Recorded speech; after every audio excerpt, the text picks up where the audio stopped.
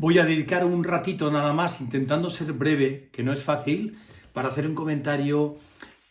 sobre la próxima entrada en vigor del decreto 339/2021 de 18 de mayo, que regula el equipo de seguridad y de prevención de la contaminación de las embarcaciones de recreo, que viene a ser fundamentalmente la sustitución de la Orden Ministerial FOM 1144 del 2003, que ya ha cumplido 17 años y bueno, pues había muchos aspectos, yo creo, que eran controvertidos, y por este motivo aparece esta nueva norma, que fundamentalmente se puede decir con ánimo constructivo que fundamentalmente simplifica la norma anterior, lo cual es positivo. Por otra parte, alcanza y es de aplicación a los barcos de recreo de pabellones extranjeros que navegan en aguas jurisdiccionales españolas, aguas interiores también, por supuesto, y que pertenecen, luego vamos a ver cómo lo expresa la norma, a propietarios residentes o vinculados de manera auténtica a España, lo cual viene a poner coto al fenómeno del pabellón holandés, del pabellón polaco, del pabellón belga, este fenómeno, digamos, que permitía una cierta evasión de obligaciones o evitación de obligaciones, ¿no? Y por último, establece y delimita concretamente el régimen sancionador que depende de la ley marco de puertos del Estado y la Marina Mercante, pero aplica criterios concretos a las posibles infracciones producidas por el incumplimiento del Real Decreto, es decir, de la ausencia de la dotación de equipos de seguridad o de incumplimientos parecidos, ¿no? Bueno, para ir al texto concreto, yo creo que hay cosas muy interesantes en los preliminares de la norma en cuanto a este asunto de la jurisdicción sobre barcos de pabellones extranjeros. Dice que la norma tiene una faceta novedosa, que es que su ámbito de aplicación se extiende a las embarcaciones de recreo extranjeras que naveguen por aguas bajo soberanía española, siempre y cuando los propietarios u otras personas que usen y disfruten estas embarcaciones tengan una vinculación auténtica con España. Este asunto, particularmente, sin duda,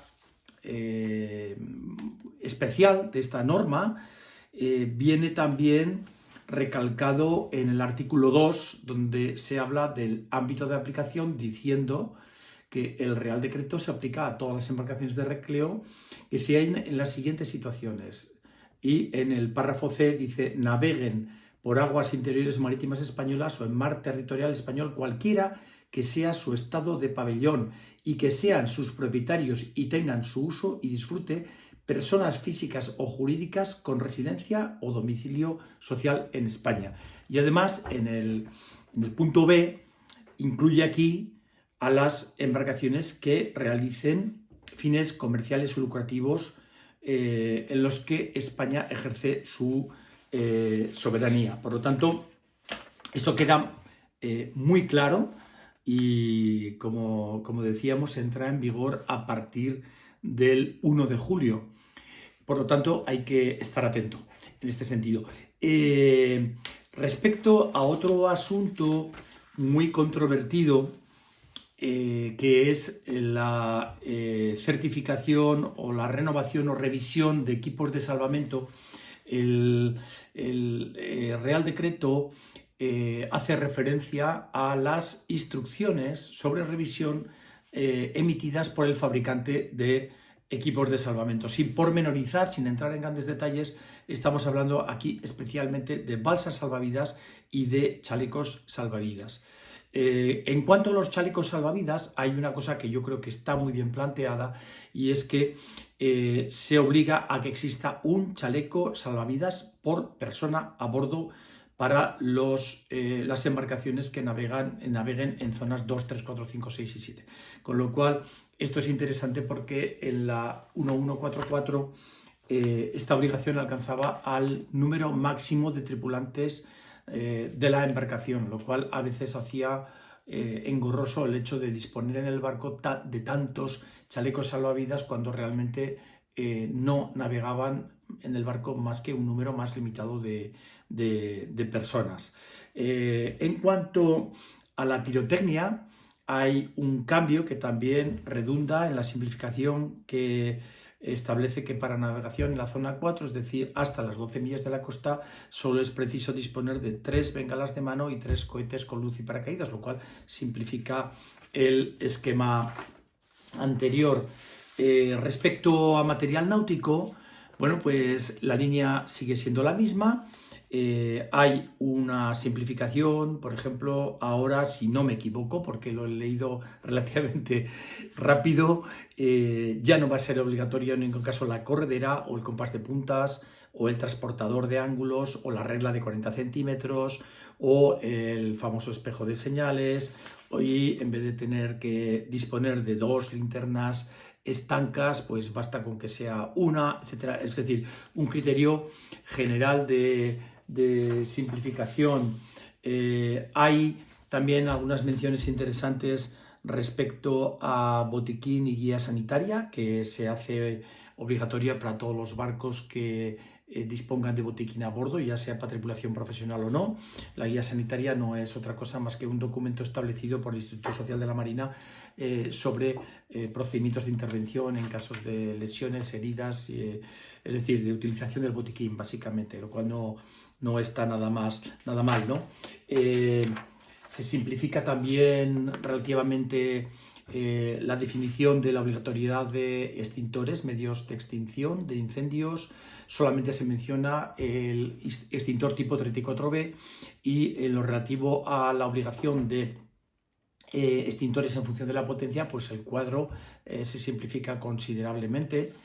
se entiende con mayor claridad, y hay una mención muy concreta, muy interesante, sobre la posibilidad de que la embarcación esté dotada de los medios contra incendios que estén definidos por el manual del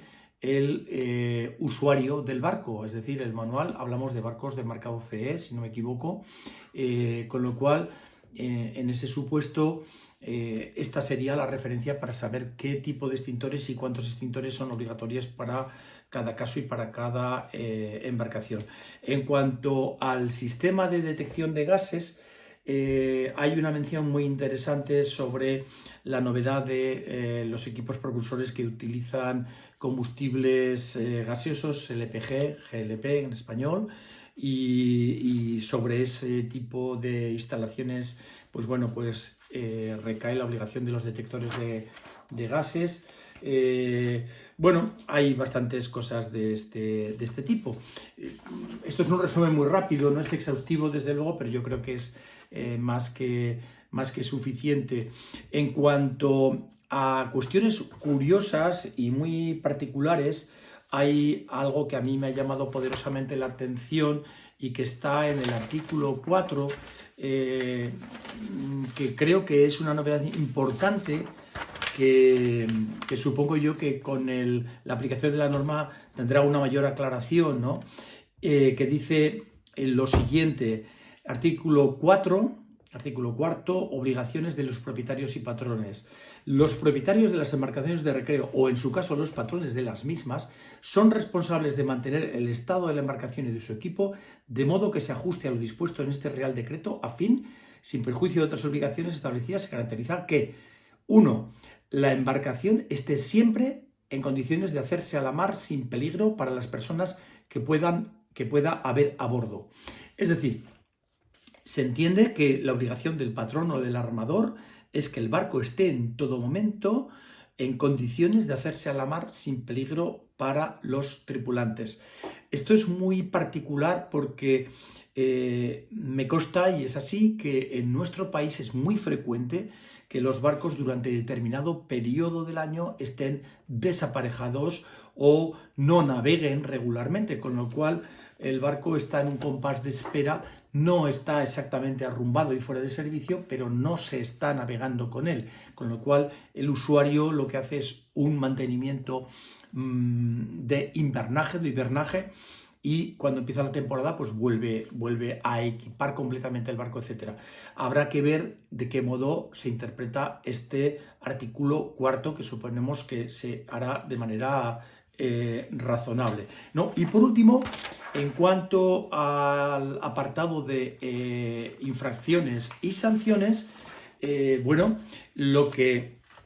hace básicamente la norma en este punto es delimitar de manera más concreta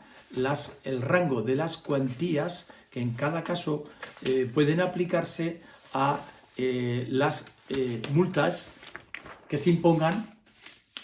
por determinados conceptos. Con lo cual, por poner un ejemplo, pues en lo relativo a las infracciones recogidas en el 24.2a, que es, vamos a leerlo, perdón, porque de memoria todavía no me lo he aprendido. El 24.2a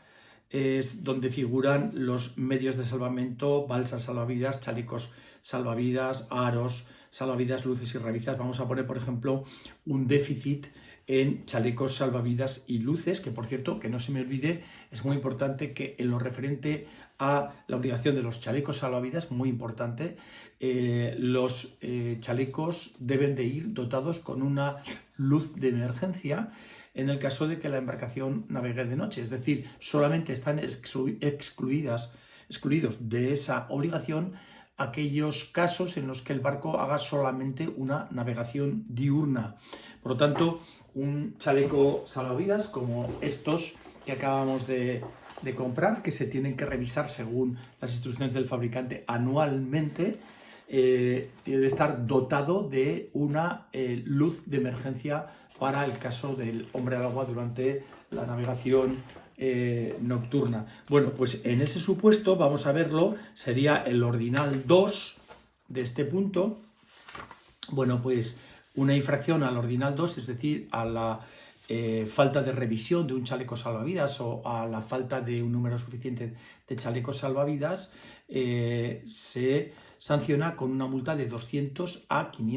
250 euros por cada chaleco salvavidas y de 100 a 150 euros por cada luz para chaleco salvavidas. Se entiende, lógicamente, para cada tripulante que se encuentre a bordo en ese momento, que es lo que corresponde a la definición de la norma tal y como yo lo interpreto. Por lo tanto, bueno, muy interesante. Francamente, yo creo que la norma es liberalizadora, digamos, en cierta manera, muy propia de la forma de legislar, de la Dirección General de la Marina Mercante, pero a mí me parece, personalmente, es mi opinión personal, que es una norma correcta, y personalmente intentaré hacer todo lo posible para mantenerme al día, aunque en algunos detalles pues ya sabemos que no es fácil. Así que mañana embarcamos hasta finales del mes de septiembre. Nos vemos.